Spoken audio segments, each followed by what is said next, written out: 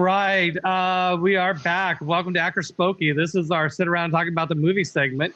Tonight, I am joined by Steve Conard, Chaldea's co-director, co-creator, co-writer, pretty much everything Chaldea related, and our Actoroke technical producer, Markus Maes. Hello.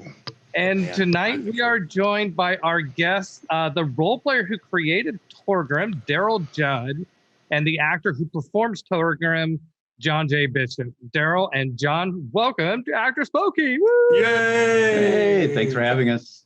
Oh, I gotta cue the fanfare sound. Hold on. Yeah, where's that button that plays the horns and the confetti? Where'd that guy go? Okay.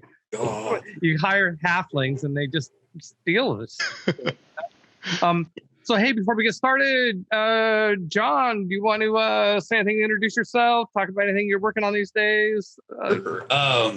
Socials? I'm John J. Bishop. I'm from the great state of Arkansas. You can also find me in the show Chaldea. I am Horseshoe Jack. I play the character for Peter and Steve there. I'm just a regional stand-up comedian. I got to act in a couple of international movies, one which is coming out next month, actually, is the premiere. You can find that on my Facebook and Instagram page. And just doing a lot of, going back to my roots of acting, actually starting up a workshop with a buddy of mine, getting back on stage for improv and knocking that out. And I may have a Rocky Horror show coming up in October with a good run and a good cast where hopefully I should get the role as Riff Raff, and I love it. It's perfect. Ooh. And that's just really all I got. Just a lot of regional stuff. They ain't come around Arkansas. You probably won't get to see me much. Hey, well, when I was young and had longer hair, I could do Meatloaf. All right. I believe you. Yeah.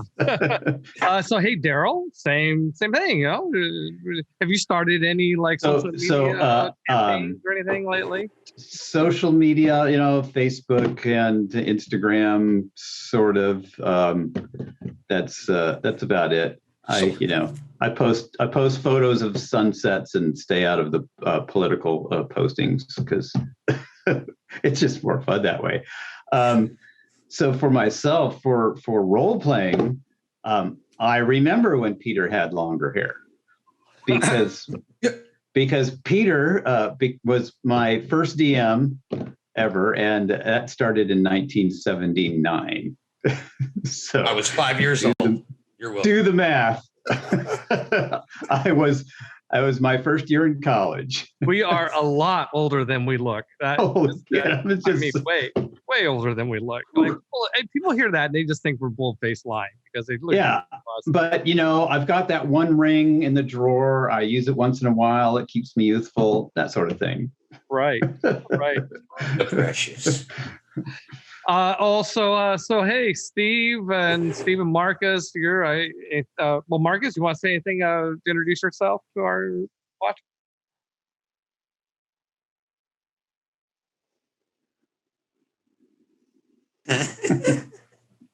The man behind the curtain. Anything to introduce yourself tonight? Anybody who knows me knows I avoid social media. If I'm going to type on a keyboard, I'm going to actually write a script or a novel or something. Kind of like Darrell, I kind of just want to stay away from, news and politics and whatever. Prefer to work with Peter and escapism. Yeah. You text a lot, though. So here we are. Okay, let's talk about Torgrum. So Darrell, you created Torgrum. Let's start with you and what was your vision for this character? And I kind of want to just add right onto that. And how is it held up? Like what has happened? And how is it changing?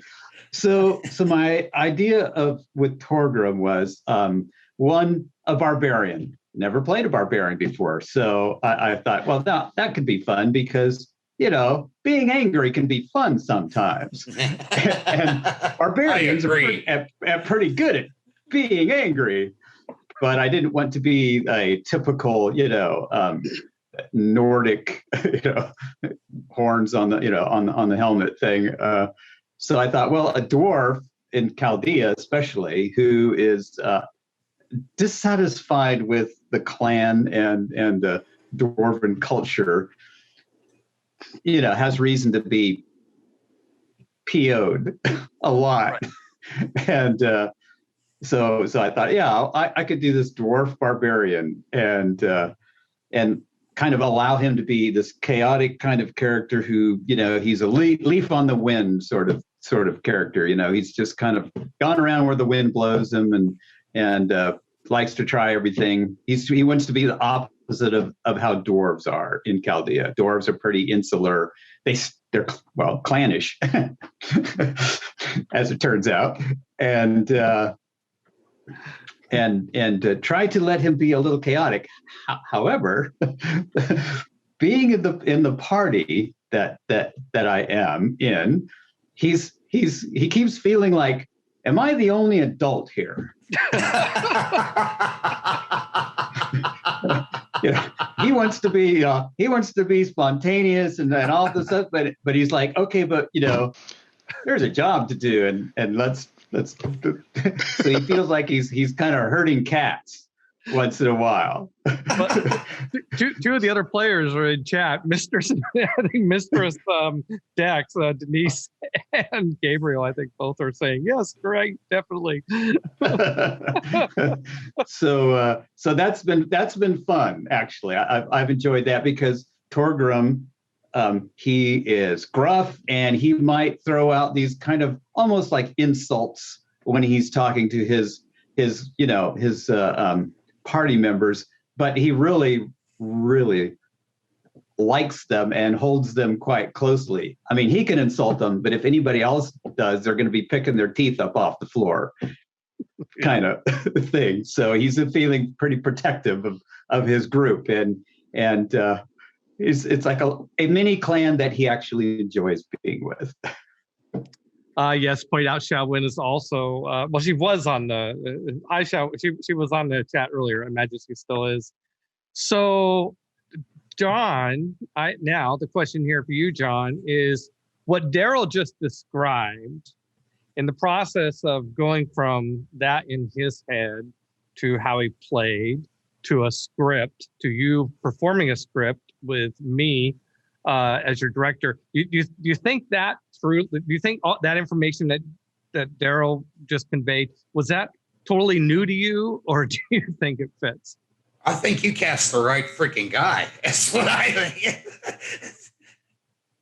This is my Absolutely. life. Are you kidding me? I mean, I read this thing and I look over at the girlfriend who's quite supportive. I love you. I know you're watching. I was like, that's exactly what I would say. I think he's being a little bit too nice right here because he's acting like a dumbass. And that Sally chick, woo, she gets me going. So this is unfortunately the part where we do have to tell you, John, that we actually base this entire character off of you. Darrell, we all got together before. We put this together for you. I was in the desert in 2009. With this group of people that I've never met before in my entire life, me and three of my friends. And we get luckily hooked up with this really cool group of folks to camp with, and they just embrace us. And they're like, we're four idiots from Arkansas. What could go wrong? And so it was me being me, having a great time. It was my first time ever at Burning Man. And I would have liked to have seen that. On day 4, this guy that I hadn't really talked to all that much just chirps up out of the corner. He goes, hey, I'm writing this kind of a movie, this kind of like series thing in it. And I got a character, I got a guy that's in that, and he's you. And I was like, okay, man. Off I went.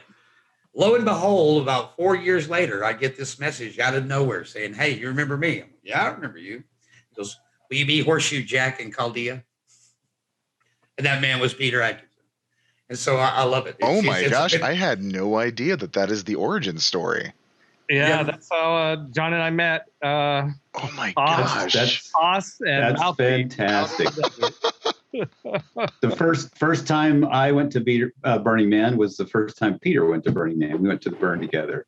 So yes, we have good memories of the burn. Oh, that's right. But bringing on Torgrum and with what he is, I mean, I now really understand him even more with Darrell's description. I mean, I was going that way, but I mean, I just want to kick ass, and I like it. He steps up, and he has to kick ass, and he does what he does. But herding cats, nailed it, man. You are right. I love Torgrum. I look forward to the script when I go at it, and I always look inside of that script to see what curveballs Steve Conard tried to write for me with some verbalage. So that's been the most interesting process for me is the fact that it's 3 people who are Torgrum. Right? Yeah, I look at it that way too. There's the role playing, and then there's the writer, Steve, and then there's the actor, John. And between the 3 of us, this character is evolving. And sometimes you'd be like, well, I didn't see that coming, right? Because Steve will take something and write something in, you're like, yes, I totally would have said that if I would have thought of that during the playtime. And then John will take that script, and sometimes and he'll take it another little turn and be like, well, that's what the script said, but I like the way he did that. That was awesome. So it's been a blast watching this evolution. I've been watching you play. I've got I've only seen like 2 of the games played live, but I've always gone back and I've been able to watch the video of it later. And I just sit back and I just went, I'm like, yeah, man, get in there. Come on, roll them well. Go to work. Now, I am not a guy that has ever actually gamed before. I've hung out with gamers. I've been around while they've gone down, but I've never actually played one. I did walk into a con up in Northwest Arkansas and just magically walked in and ended up DMing a game. And I did not realize that I was actually DMing the game because I was sitting there watching these guys talk, and I was just sitting back there being a little smart ass. Dude looked over my shoulder and says, "Man, do you want to do this?" I'm like, "Sure." Do this. Yeah. And it went on. So to actually watch you guys now and learning, because I've gone back trying to be like, man, John, you should know this. Why don't you know this? And looking up stuff and relearning actually how to play. I love watching the Barbarians go at it. And it's got me really, watching and learning and knowing. And so I'm all on Darrell's side. I'm like, get in there, buddy. I, for one, would love to play in a game with you as a player. Because that would just be too much fun. Well, I will be going to Gen Con this year, and I will be hunting and trying to find a spot where I can actually get down and get into a game and not look like a complete idiot. So well, I'll send you my number because I'm going this year as well. Sweet. Yep. And also, my son who played Pierre de Clermont is coming as well. All right, good deal. Yeah. Well, the Barbarians have already talked about while we're up there, those that are going to get to be there. Unfortunately, I don't think Thor's going to get to make it. I'm not sure on that. But we're going to get together and have a beer. And so getting together with us having a beer and all the players that actually played the thing and had a beer, that would be a great beer having experience. Yes. Unfortunately, Pansy the player cannot join us because she's her work. That's one of the busiest months of the year for the company that she works for. So she can't get away. So Denise says, I will gladly run a game for you, John, but it won't be D&D. Okie dokie. See? We have just gone into Actoroke after hours. How are y'all doing tonight? So Steve, time for you to weigh in on this about Torgrum and this relationship. They just gave you partial credit for Torgrum here. I think you deserve it. What? Well, I mean, Darrell's doing all the heavy lifting, and I'm just channeling what I think the way he would do stuff.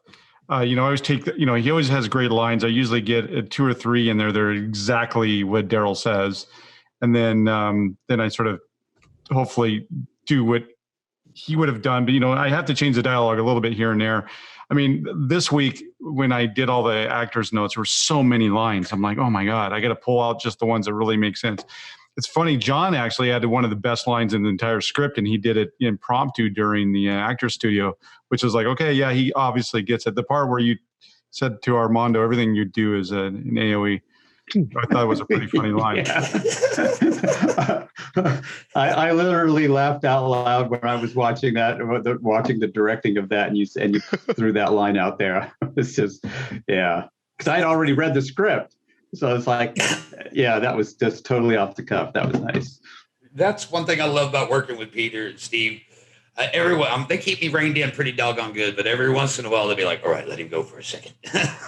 And I will be dumb luck enough to drop out something clever, and it's fun. I like it when they let me go to work. Well, it's, we would do it more. It's weird how it always comes down to time, right? It's like, it's like you mentioned the actor studio, I think 4 hours, like, gosh, that's like, that's a long time to be sitting there doing. It's a grind, man. And everybody, and especially in a series like this, we all want that, good scene. We all want that line. We want that clever stuff because there's so many great people that I have got to meet and work with on this, man. And I can only imagine as a player, I'm trying to get it all together. Are you guys, like, all of you, like, really old friends?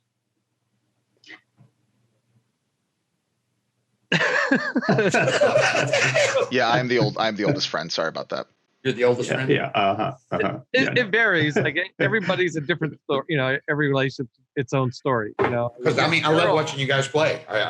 Darrell and I can tell that you guys know each other well, and it's cool to watch in jail. I'm loving it on all levels. It's just been great. Yeah, I mean, Steve and Peter and I have known each other since 1981, or so. That's we all went to college together. We all started Wizards of the Coast. What about the other players of the game, though? It's the other players. So Denise, I've met about 10, 12 years ago at a White Wolf party. Surprise.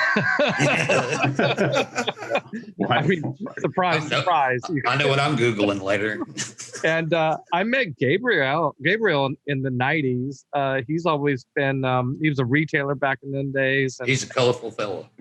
And we had just this magical way that we met. It was a 3rd edition D&D playtest session that he bought a ticket for. It showed up, and we just hit it off. And it's great. Daw's favorite for Sarah and the players, she loves Pansy. Daw just loves Pansy. She thinks Pansy's the greatest.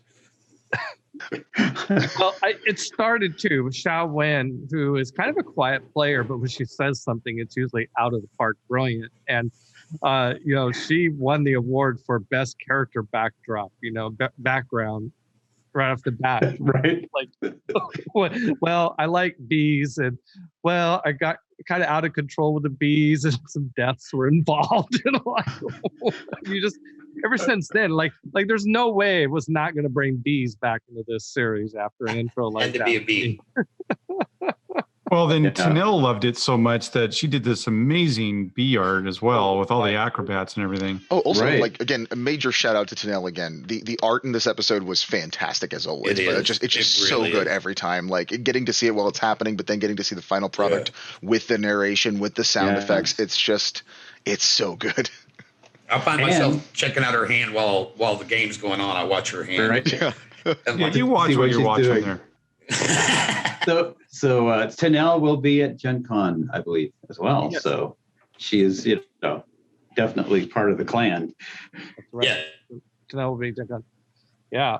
She gave us a face. So, hey, mentioning Pansy, so Darrell and John, both of you, I'm interested kind of like your take on the other player characters in Pansy. We'll start. We mentioned Pansy and I'll defer to our creator first. So, of course, as a player, I'm a little prejudiced about the player who plays Pansy on account of she's my wife. So, I think she's brilliant. She's just fabulous. Yeah, but it's who coined Team Tiny? Was that Denise? It's Team Small. Our Team Small. It was perfect, Denise. Right? It's perfect. And so Torgrum definitely feels that affinity, right? Here's another vertically challenged, humanoid. And he loves her just, again, I'm trying to play him as more of a chaotic player. And the fact that she's just like, I'm going to go shopping. Oh yeah. And I'm just going to steal probably the most significant item we're going to have as a party for the entire adventure, right? And just made the rolls. My wife has magic dice. She always rolls well, and maybe it's just the opposite of the karma, because all my life I have always rolled poorly. It's just, Peter can attest to this. Yep. To this, I'm a cursed dice roller, and when you're playing D&D, that's not necessarily a good thing. But hey, I always get challenges to overcome. So anyway, so no, Pansy, I think, is she's the fun, mischievous character that Torgrum would like to be inside, but he's never going to let that inner child out.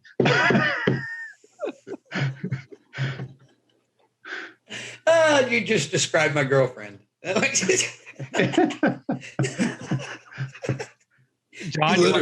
John, you want to add anything? I've been saying it forever. I've been telling dogs, like, you're a pansy. You know that, right? That's awesome. And Denise is taking credit for Team Small and Team Tall. Yes, go Denise. Yes, all right. Team Small, Team Tall. Well, that's a good segue to Claw. By the way, I think we all agree Denise is just an amazing player. I mean, you put her. Yeah, absolutely. Denise is fantastic. Well, I had to tell her, I've told her a couple times now that she says a lot of these brilliant lines. I've been going, yeah, but I can't give you all the gems, even though you made them up. So I have to pay them and give them out to some other. Do you hear that? You're just too good. You need to stop. Next at the RPG session, we just need you to do a little bit worse. Take it down a notch. If you could just slow it down for the rest of us now. Come on, make it a contest. Now, Denise is playing Claw brilliantly, and it's been fun to watch Claw's evolution over the course. I mean, when we found this elf just coming out of the woods for the first time, pretty highfalutin and looking down on all the other races and everything. But now, I think we know she's a little bit more adventurous with other races, and we have Torgrum has no doubt that she'll step up and in front of anybody to protect all the various races and people and persons in our group. So, well, I loved that Denise and Patrick were interested in collaborating and creating a romance arc for the story, and then of course Gabriel created one two romance subplots going on in this show, which is what a gift to a DM, Yep. Oh, speaking of that too, Megan was fantastic this episode. Like this is my first time getting to actually see a few people like Mason, Anne, LaKenya, Megan, and Raul. They were fantastic this episode too. I want to shout out them because they're not our regulars, but they are fantastic. Raul worked his he went to work so many lines. He went to work, man. I liked working with him. He was wanting to dial it in. He knew what was going on. I liked working with him. Oh yeah. I had this pretty great line that I ended up cutting out of the script, but it had to do with Armando dealing with the lure of evil. You gotta share it here. This is an exclusive. This is a Chaldea exclusive, folks. Yeah. Well, I mean, so here's Armando. Is he's obviously infatuated, but then he comes out with this Apollo Creed thing, which was just awesome. Anyway, so of course he had to get up and do his Apollo Creed thing, but he basically tells this person who's a demonologist, "Yeah, I'm here to smite evil." Just tells her right to her face, right? The reaction and the acting and directing, and that was pretty priceless. I had so much fun with that. Megan. I know the last thing is that Megan, I want to keep the camera on you and show us that maybe Megan Hodger's maybe having some second thoughts about this relationship.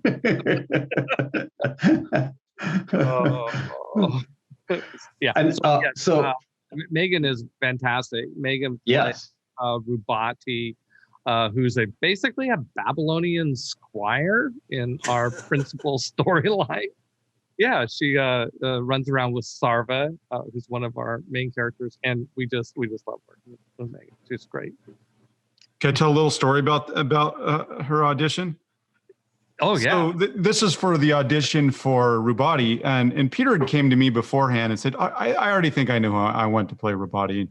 He had somebody in mind, and we're like, okay, yeah, that sounds good. And then we get these auditions in, and then we get Megan's audition, and I'm just like, Pathling's clear here. It's like, I know we really love your first choice, but it's like, can you really pass this up? I mean, really? He's like, yeah, I guess we have to go with Megan.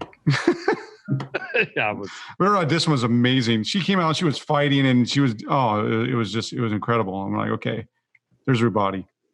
Yeah. Hey, Darrell, who's your favorite, like, guest character? I don't know other way to put it. Not like one of the main five, but we've had quite a few people that's come back a couple of three like times. NPC. Like The NPCs.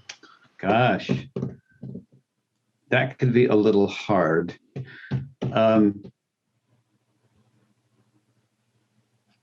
I mean, who she's playing the Hajra. Yeah, she's gorgeous, but of course, and then there's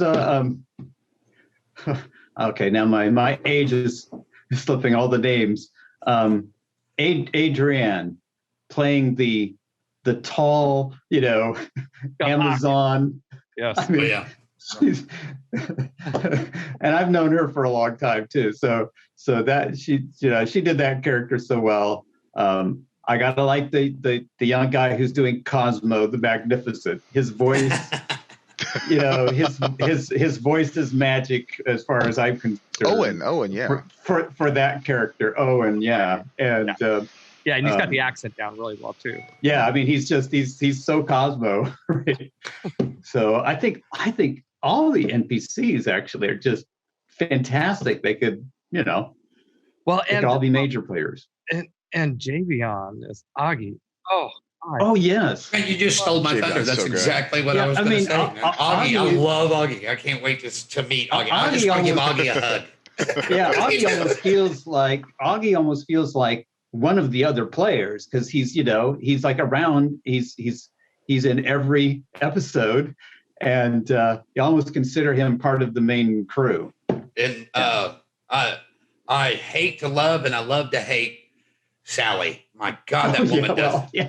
That woman does a magnificent job at Sally. Oh my God, all her effort, and man, do I hate her. The makeup, everything, and Sagacious. I mean, that was like, I was like, wait a minute, is that Saruman right there? Wait, what? No, Mason Lucas was fantastic, and I was really, I'd never seen him before, but that was just really good. That was a good, creepy little performance. I thought this particular time, even though we were a little tired by the end of the 4-hour directing session, it was just we got a lot of good stuff, a lot of big characters this round too. And Sally and Carlton, by the way, has played Sally. And Carlton, And if I could make one request, Darrell, as an actor to a player, if we get an opportunity to drop an axe in the middle of Sally's head, will you do it, please? That goes without saying, yes. Please. I think we'd like to metaphor Sally into the ground. I mean, I will send the nice, kind actor person that portrays the role so well a bottle of whatever she wants for killing her, but please kill her.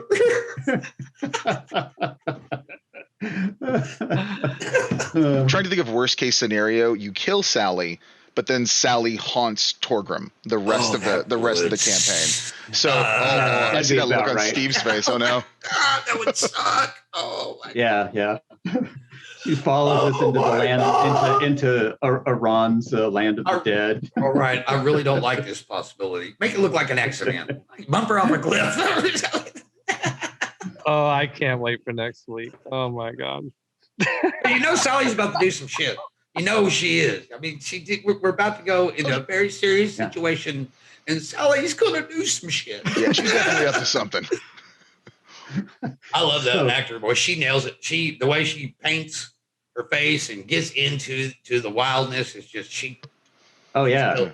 Shout out to Sean Shelton too, as Preemie this episode. Like that, and getting to see the art too afterwards in the credit sequence is fantastic. It looks so good.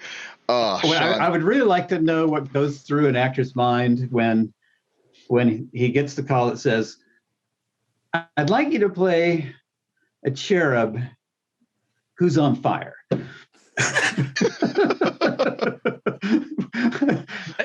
think Sean just said yes. Melted off. I would guess.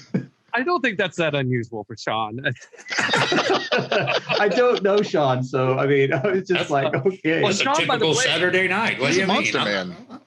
Sean, yeah, he is a practical effects man. In fact, awesome. He shared I'm down here at Chaldea Studios. Oh, and, he's in the back, isn't he? And Bandersnatch is over in that corner. That's his company. Well, if we actually did a live, film of it, he'd be the one making Preemie. Yeah, that's right. Right. Well, he's I got to see that studio up there at the Amble, man. Those boys are serious. It was good stuff. Well, they made like our Marzon mask, and they've done a lot. Sean and Damon have worked on every film I've made. Going clear back. The sets at the Anvil are just pretty awesome. The first time I walked in and I saw the underground, Raskeller, I was like, oh, what we wouldn't have given 30 years ago when we were playing D&D to be just playing right here. And who knows what's going to happen in the last episode, but I will just say personally, as Peter Adkison, I'm really hoping that Ingrid Baron-Sinai makes it back into our actor studio session. She played this character named Rahat. Rahat, right? Oh yeah. Yeah. No, I mean, just it would be nice to sort of close that loop. The circle is now complete. Yes, yeah. We she did not that our DM has ever done anything like that before, steering the party where he wants the story to go. Yeah. Well, I do have a responsibility, mainly for the actors, right? Did I just hear you say you don't have game integrity? Did I miss that? I'm sorry. I heard it different. I had a glitch. I have felt it incumbent upon myself to give John as many lines as I can. So, yeah, I've been certainly did this episode. Didn't he? He won the line count, didn't he? Peter? It was either Torgrum or Raul. There's a line count. Well, we count them. Yeah, I never do. I didn't know that. Okay. Well, I have to break down. Thank you. Another level of paranoia. Appreciate that, guys. Oh, it's not. It's not like you count them to figure. I do it to reconcile to make sure like all the lines are in my shot list somewhere. Didn't they say William Shatner used to do that? Yes, but no, that's not what we were doing here. It's funny when I watched Darrell in the last game. I'm going, okay. He's leading the charge here. He's doing all the investigations. He's carrying the conversation. I'm just like, okay, this is going to be a heavy Torgrum episode. It was fun. Yeah. Well, I figured we only got 2 episodes left, right? I'm like, we got to get busy. Yeah, maximize the potential. Yeah.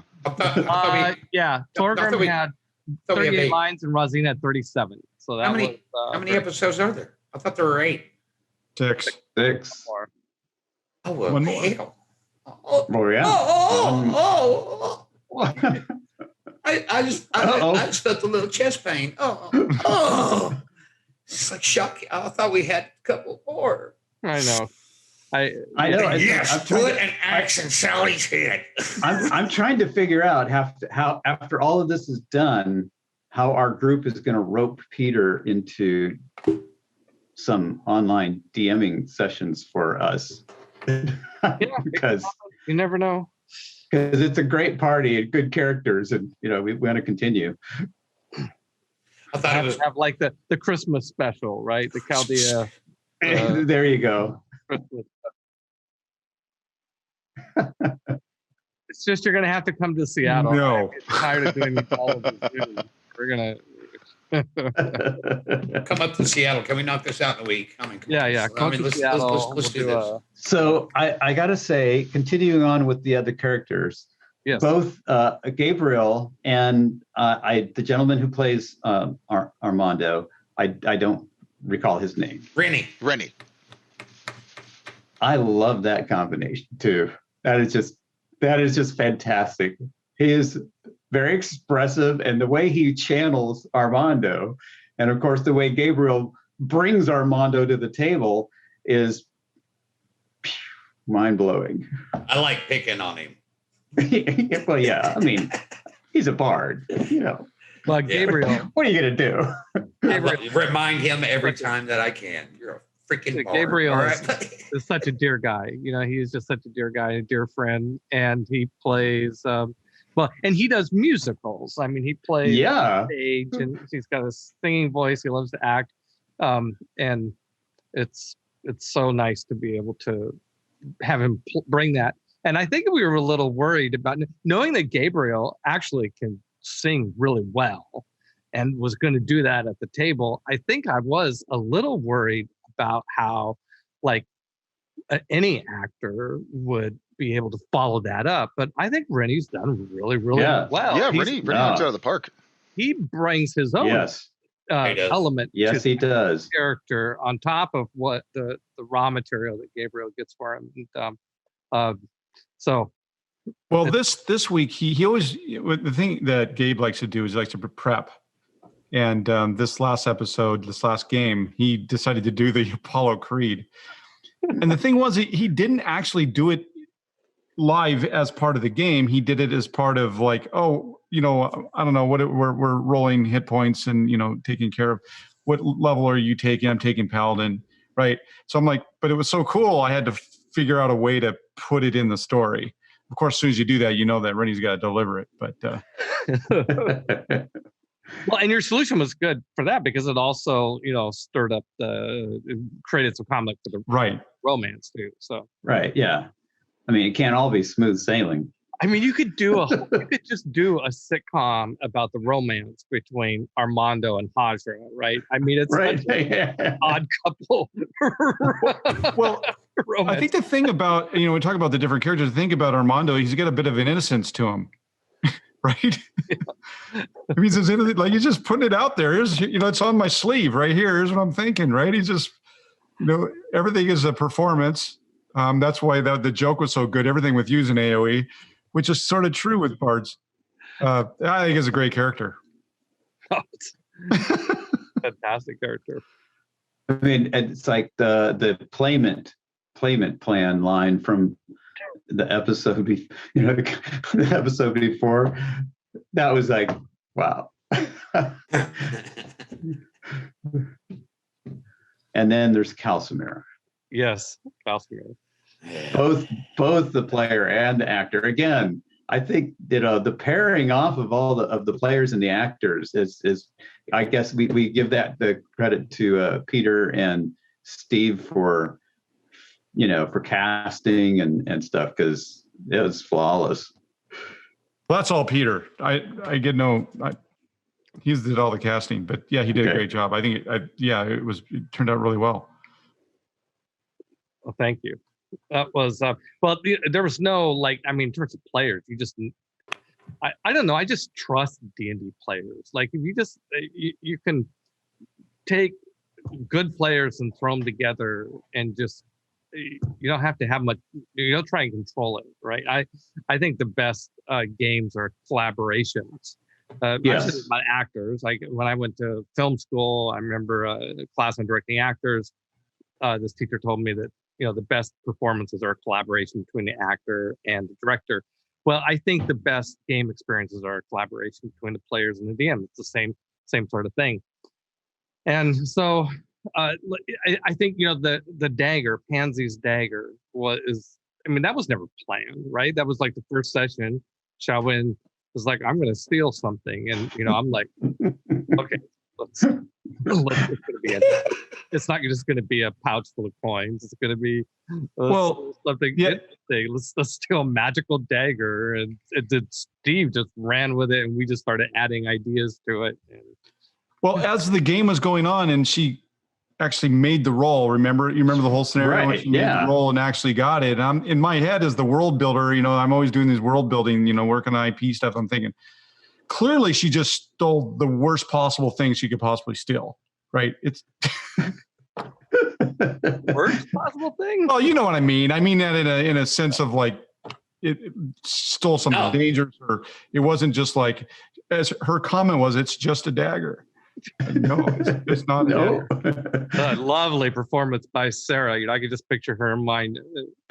Just a dagger. Yeah, right. Raul playing Razine. No, it's not a dagger. It's not just a dagger, Pansy. That was a very nice little. And that's by the way, it's a perfect example of what actually happened in the game. Happened exactly in the episode. Didn't even have to change the dialogue. Yeah, it's just a dagger. No, not just a dagger. You got a layup right there. Yes, exactly. Give it right to me. All right, you got any parting words from our guests, Darrell or John, before we wrap this show up? I'm looking forward to the next session, and I'm looking forward to the next performance of that session, because this has just been one of the funnest things I've done in years as far as gaming is concerned. Yeah. Yeah, I'm having a blast. I think it's a ton of fun. And I can't wait to meet you at Gen Con. Yes, that's going to be great. And just being a part of this has just been so much fun, and learning and relearning things that, so from all aspects of it. It's just so great. I have one question, Peter. Yeah. Should we introduce John to Mr. Jackson? Gary? Mr. Jackson. No, Gary, I mean, our friend from Limerick. Oh my God. Oh yeah, those two. Yeah, with Adrienne. He's not going to be out this year. I don't. Yeah. Why do I feel like I just dodged a bullet? Well, sometime I just think getting you and our friend Gary Jackson and Martin Sweeney from Ireland and Scotland and Adrienne all together at the same bar one night would just be it would be like a little a black hole might just open up, because I think critical mass and all that. Well, I'm just excited to be a part of this. I love getting to play your character, Darrell, and I'm glad that you're happy that, I'm happy that you're happy with the voice and how it's going out. And I'm, hats off to Steve. He always lets me play with the script, and he gives me the right things to say. I mean, he really does. And it does, yeah. Peter lets me play with him, and then off we go. So this final game, Darrell, man, just axe in Sally's head, roll some 20s, and, roll. get the money and let's get the hell out of there. I'm with you on that, brother. All right. Okay. And that concludes episode 5, The Smarring Hunt, an Actoroke series based in the world of Chaldea. Good night.